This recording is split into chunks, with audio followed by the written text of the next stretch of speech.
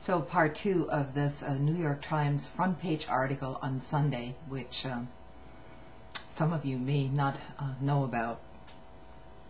So conversely, the administration has demonstrated that there is a price for sustained criticism coming from some military analysts.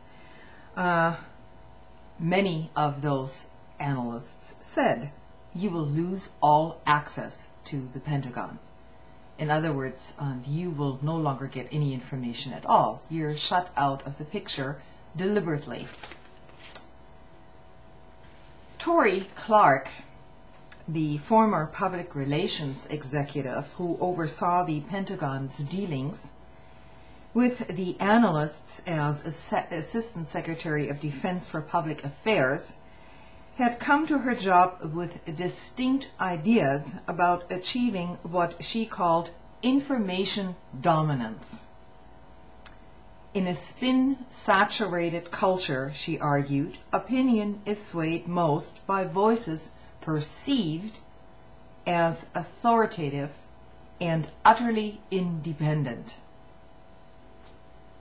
And so even before September 11th, and I found this quite remarkable.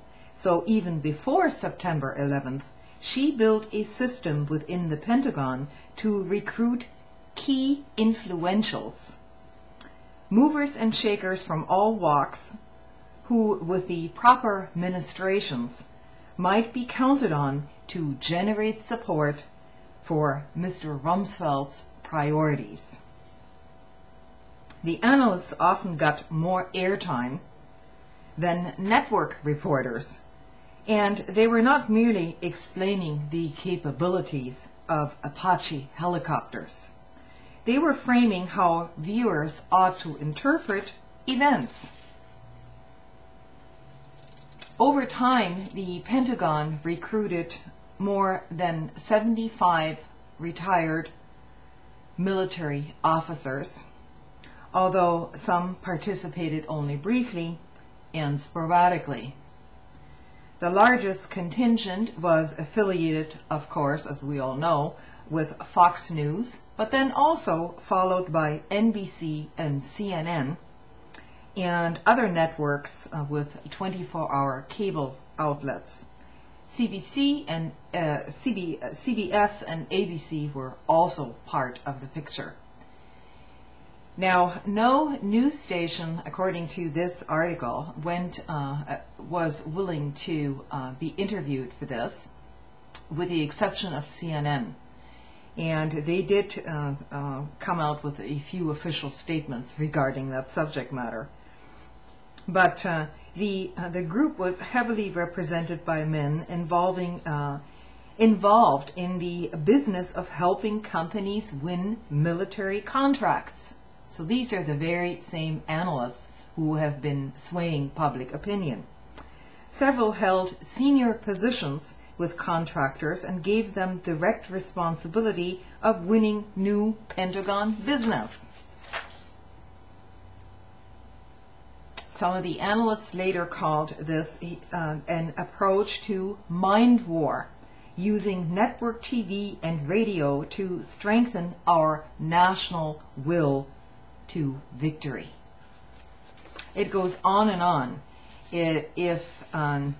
People should absolutely be outraged about this, particularly now since the proof is right there. Hopefully some of this stuff will be used in future war crime trials, but you know, that's probably too much to expect. It's a very long article. I have, you know, over 20 pages here, and I can't possibly read all of this. But essentially, even public radio, PBS, everyone was infiltrated by these analysts, and it was essentially a Psy-op operation directed towards the American public, which is what some of us have been saying all along. So the key point to remember is this information, there is proof positive that this was going on and actually is going on at this very moment. And it's very peculiar that the New York Times is printing all of this now, as we are ratcheting up the pressure to wage war against Iran and to find any excuse to do it. So it is a courageous step for the New York Times. We should welcome that, and we should send them positive messages about this article if we can. Most of the time they have towed the administration's line, and it is an important piece to get out there before, especially before the elections. And I just hope it doesn't fall on deaf ears, especially with the 24-hour news cycles that we have to deal with here. We will bring this subject matter up again, those of us who are concerned with it. And I'm sure that Daniel Ellsberg, who was the leaker of the Pentagon papers, will also have something to say about it pretty soon. Anyway, thanks for listening. And as they're saying here in this article, the entire object of this Pentagon operation is to focus on the global war on terror, not simply Iraq, but on a much wider and longer war to come. I'm not sure if I can wish anybody good night after this. See you later.